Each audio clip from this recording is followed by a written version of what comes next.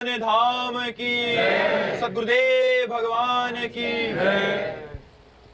दीपांशु कुमार जी, रिवंश। राधे राधे महाराज जी। महाराज जी, हम परमात्मा के अंश हैं, वो परमात्मा हमारे कर्मों का लेखा जोखा रखते हैं। फिर गुरुदेव, अगर हम परमात्मा के अंश हैं, उनके बच्चे हैं, तो उन्होंने हमें गलत कर्मों करने के लिए क्यों ऐसा बल दिया? नहीं, आपको रुपया 100 रुपया दिए और बाजार भेज दिया।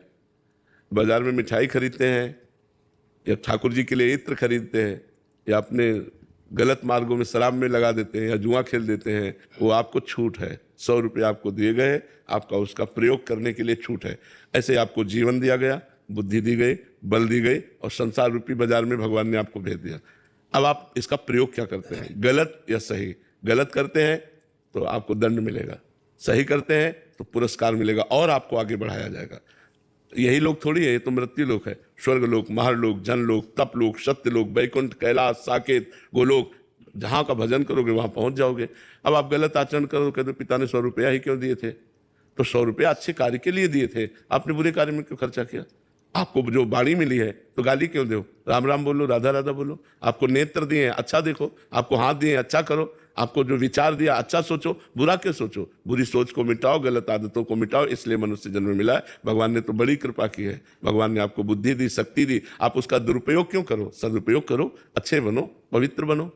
विपुल दीक्षित जी, राधे राधे महाराज जी। महाराज जी, आपकी कृपा से 2-4 दिन वृंदावन में आने का सौभाग्य प्राप्त होता है, तो महाराज जी ऐसी क्या दिनचर्या और नियमावली यहाँ होनी चाहिए कि वृंदावन की कृपा प्राप्त हो? सुबह जितनी जल्दी उठ सको, 2 बजे, 3 बजे, 4 बजे, 6 बजे उठ सको, नहाओ धो, हाथ में माला लो और वृंदावन की परिक्रमा करो। घंटा 2 घंटा यमुना के किनारे बैठ करके नाम जप करो, नाम कीर्तन करो, वाणी पाठ करो। बाके बिहारी जी, राधा वल्लभ जी, राधा रमण जी, सेवा वन, निधिवन, यहाँ भ्रमण करो, दर्शन करो इनके।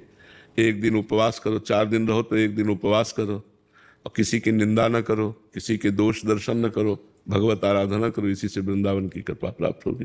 लज में लोटो, प्रभु का जस गाओ। ये धाम इसीलिए है, इसी से करुणा प्राप्त होती है, धाम की कृपा प्राप्त होती है। तो खूब नाम जप करो, यहाँ नाम कीर्तन करो, परिक्रमा करो। मधु राणा जी, करनाल से, राधे राधे महाराज जी।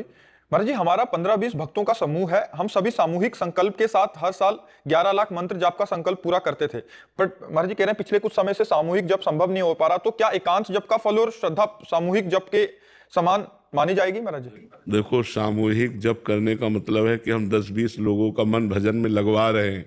सामूहिक जप का बकाया उसका फल एकांतिक जप ही है। एकांतिक जप